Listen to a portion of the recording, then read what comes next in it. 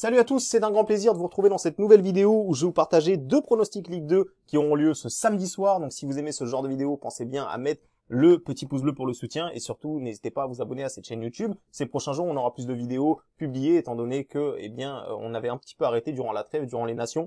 Mais maintenant que tout ça est terminé, on est reparti. Donc avant de partager ces deux pronostics-là, je précise que ce ne sera pas les deux seuls du week-end que je vais jouer. Il y en aura d'autres, vous pouvez en retrouver sur mon Telegram qui est 100% gratuit, vous avez le lien dans la description.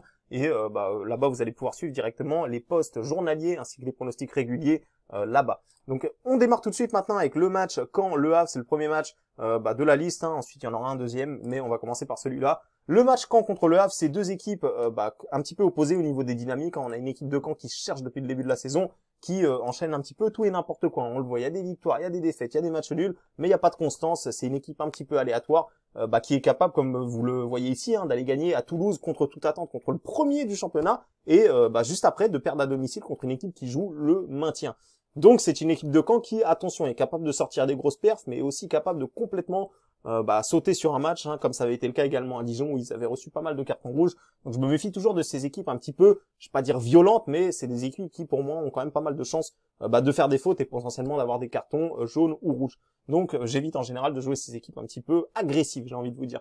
De l'autre côté, on a une équipe du Havre, comme je le disais, qui est sur une dynamique totalement opposée. C'est une équipe où tout va bien là-dedans. Ça fait 10 matchs, plus de 10 matchs, et il y a eu une seule défaite sur les 10 derniers matchs.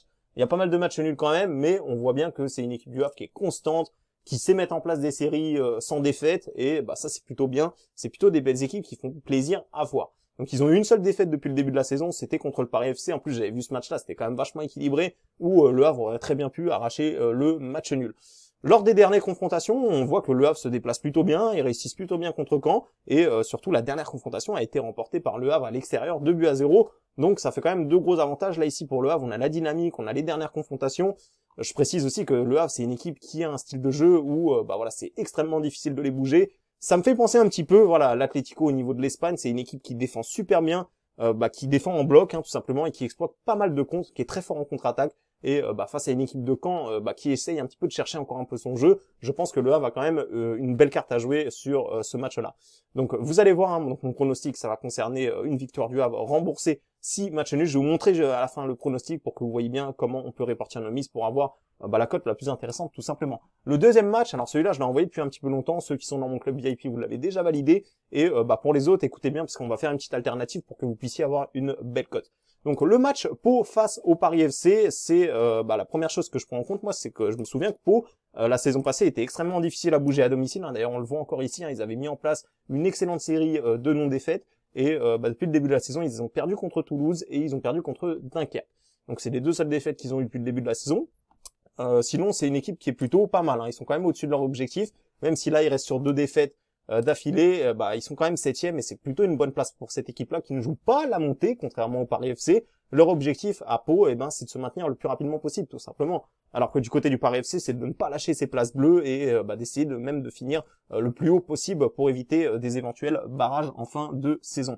Donc on le voit, Paris FC a enchaîné des mauvaises performances. Alors c'est pas pour les défendre, mais je pense qu'il y a quand même une petite explication à cela. Quand on voit l'enchaînement des matchs, ça correspond tout simplement à quasiment 5 matchs en 12 jours, si je vous dis pas de bêtises, c'est ça, 15 matchs en 12 jours, et c'est tout simplement énorme, et l'entraîneur du Paris FC l'a souligné, d'ailleurs c'est aussi pour ça qu'ils ont eu des blessures. Il y a le capitaine Mandouki qui s'est blessé, on a également des absents comme Bamba en défense, donc ça a été un peu compliqué, mais Paris FC commence à retrouver des joueurs. Ils ont eu 2 semaines de préparation avant ce match-là, donc cette fois, je pense qu'ils sont quand même largement en possibilité d'aller chercher un résultat du côté de Pau, d'autant plus que la saison passée, on le voit, Paris FC avait gagné à domicile 1-0 et ils avaient cherché un bon match nul à l'extérieur, donc ils sont restés invaincus la saison passée face à cette belle équipe de Pau qui, comme vous l'avez vu au début de cette analyse-là, je vous l'ai précisé, ils avaient quand même des bonnes stats à domicile la saison passée. Donc ça me laisse quand même penser que Paris FC devrait être favori dans ce match-là. Ils sont passés favoris, donc comme vous le voyez ici, la cote du Paris FC est sortie à 3,65 sur Betclic et elle a chuté à 2,58. Elle peut encore chuter, en tout cas, moi voilà, je vais vous montrer directement sur mon groupe, pour les VIP ici, on a envoyé directement Paris FC ou match nul, étant donné la cote. Pour moi, il n'y avait pas besoin d'aller chercher le DNB, donc on a eu Paris FC ou nul à 1,70. Maintenant, vous pouvez faire comme nous, c'est-à-dire vous pouvez jouer Paris FC ou nul, mais la cote ne sera pas à 1,70. La cote a énormément chuté, donc elle est à 1,40 maintenant.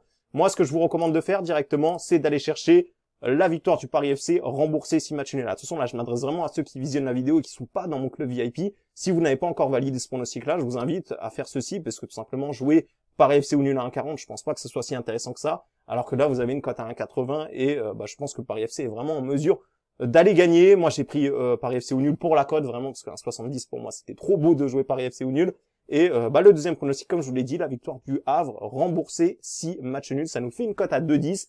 Et voilà, pour moi, je trouve ça quand même plutôt intéressant. Ici, Paris FC remboursé 6 nuls, vous avez 1,80. Le Havre remboursé 6 nuls, vous avez du 2,10. Donc en plus, pour une équipe qui n'a perdu qu'un seul match depuis le début de la saison, je trouve ça vraiment pas mal du tout. Donc voilà, c'est les deux pronostics que je vous partage sur YouTube. N'oubliez pas de rejoindre le Telegram si vous souhaitez avoir d'autres pronostics, tout simplement. Et sur ce, je vous dis à tout de suite sur le canal Telegram, où je vous dis à la prochaine pour une prochaine vidéo.